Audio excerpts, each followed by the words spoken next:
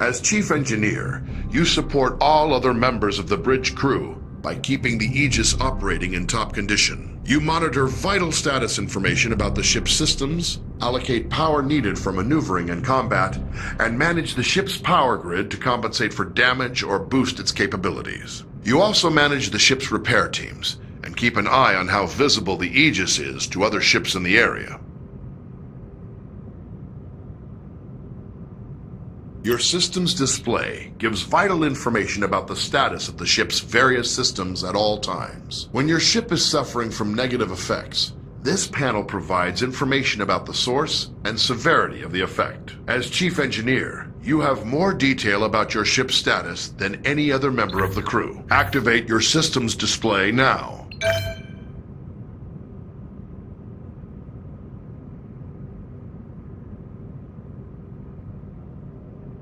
How you allocate power determines how effective each of those systems is. As situations change, you'll need to communicate with the rest of the crew to keep them supplied with power and to anticipate when to make critical adjustments. One of your most essential responsibilities as Chief Engineer is to distribute available power between each of the ship's major systems. Try giving maximum power to engines now. Now try giving maximum power to shields. You will have to reduce power to other systems first.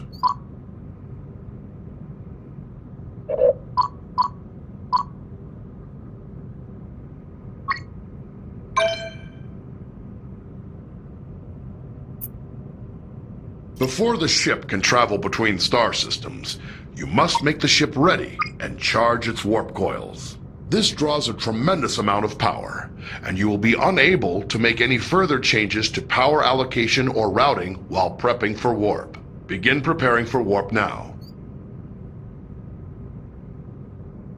Charge the warp coils. The helmsman will have a limited time to engage the warp drive, or the coils will automatically discharge to prevent damage to the ship. Warp coils charged.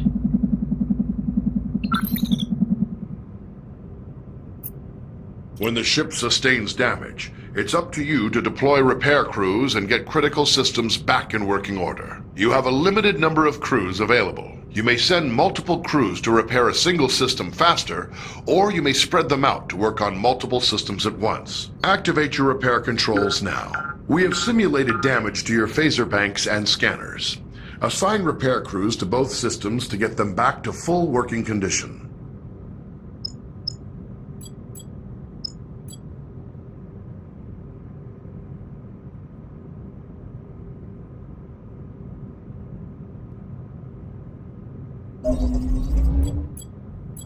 Sensor array restored. Phaser array restored. It's possible to increase the power to one or more systems beyond normal safe operating limits by rerouting the ship's power grid. Switch to rerouting mode now. Try diverting extra power to shields by dragging an adjacent power node over to it.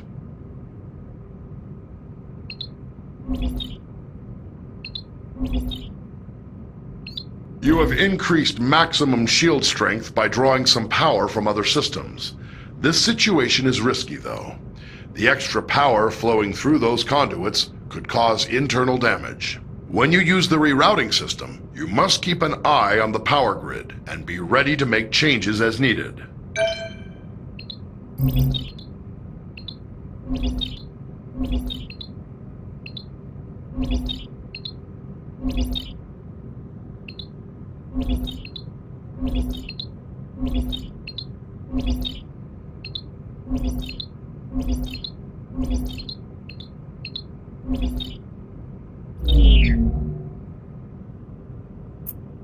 Various systems of the ship affect how easily other vessels can detect the Aegis.